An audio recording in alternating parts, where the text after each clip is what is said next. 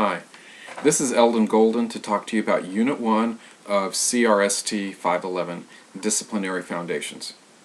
For this first 3-week unit, we read a good portion of The Creativity Reader. It should be apparent just from glancing at the table of contents that creativity has been the subject of inquiry for thousands of years.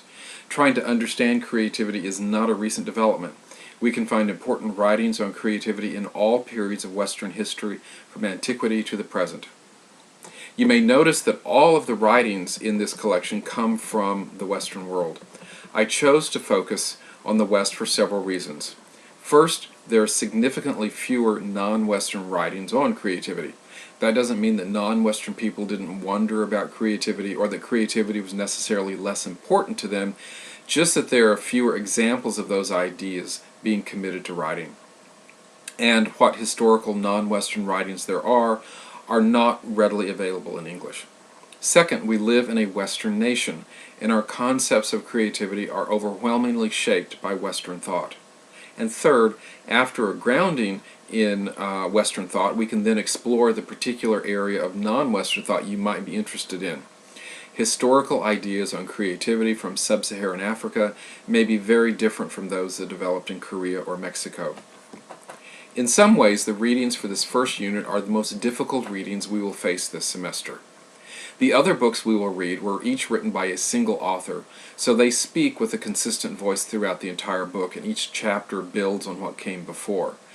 Nearly all of the readings in this week's collection are excerpted from larger works by different authors from different historical periods and many from different cultures.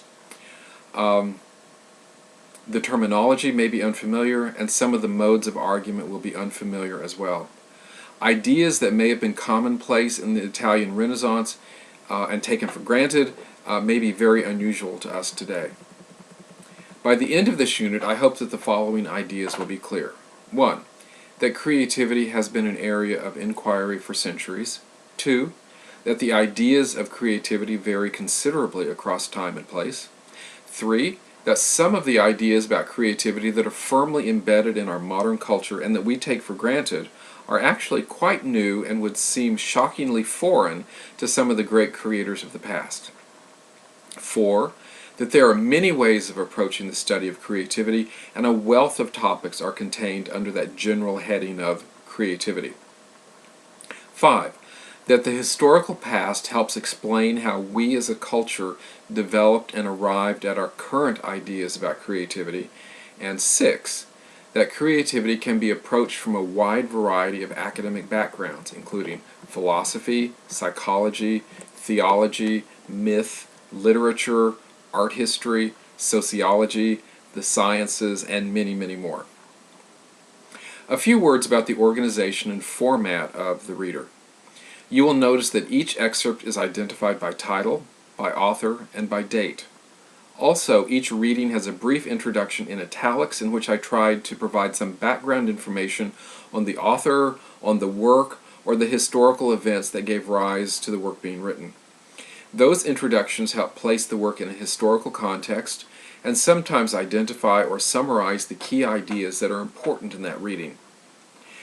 As a word of encouragement, if you are unfamiliar with reading Aristotle or Plato or Thomas Aquinas, don't worry. Their writing styles and the way they organize their thoughts can be challenging simply because they are so different from modern writing styles. The goal of each reading, however, is not to become an expert on Aristotle or Plato or Aquinas, but to get a sense of their ideas about creativity and how those ideas have changed over the centuries.